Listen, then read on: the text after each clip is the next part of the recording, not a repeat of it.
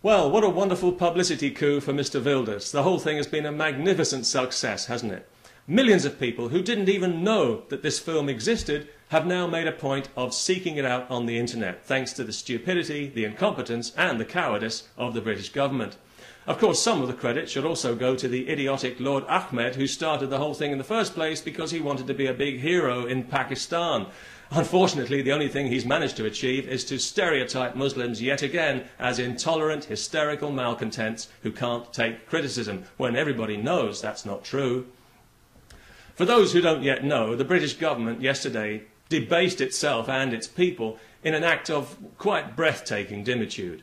An elected parliamentarian from the Netherlands, Mr. Wilders, was due to attend the House of Lords for a discussion about his film Fitna, but he was turned back at Heathrow Airport because one Muslim member of the House, somebody who, unlike Mr. Wilders, hasn't been elected by anybody, was so incensed at the prospect of free and open discussion between free people in a free society that he threatened to mobilise 10,000 angry Muslims to besiege Parliament illegally if Mr. Wilders was allowed to attend. So, what do you think the British government did in the face of this open threat to public order? Oh, go on, have a guess.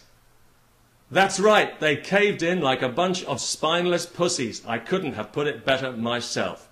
The last thing they needed was an angry Muslim demonstration on their hands, because then the police would have had to go around arresting people who complained about the violent, hate-mongering slogans and the offensive anti-Semitic chanting, and that might have been a little embarrassing.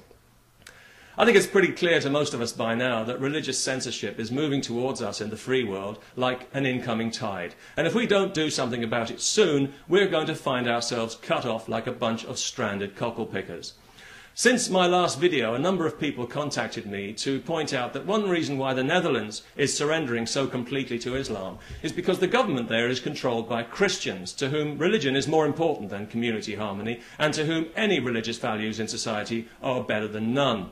In other words, if you vote for Christians in Holland at the next election, don't bother crossing yourself, because you're actually voting for Islam, and you can wave your open, tolerant society a permanent goodbye.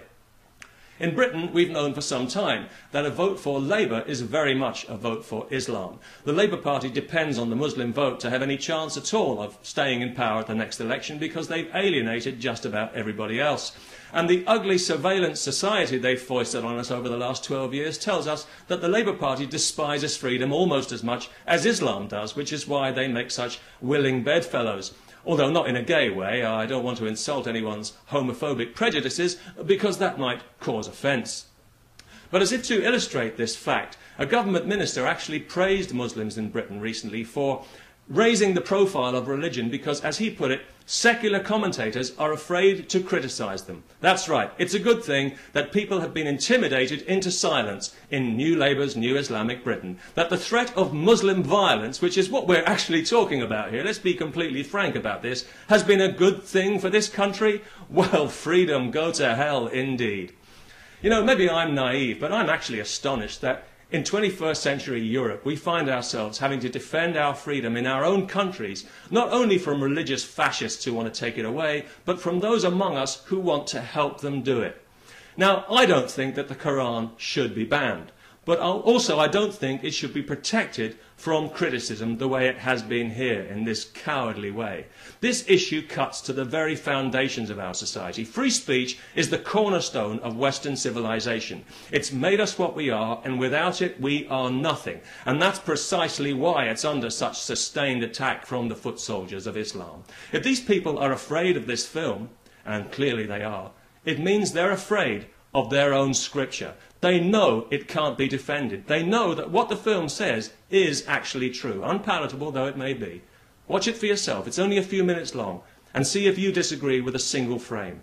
And then ask yourself, how much more of your freedom needs to be whittled away to defend this intolerant, misogynistic, homophobic, anti-Semitic ideology from the robust and frank and open criticism that it so richly deserves?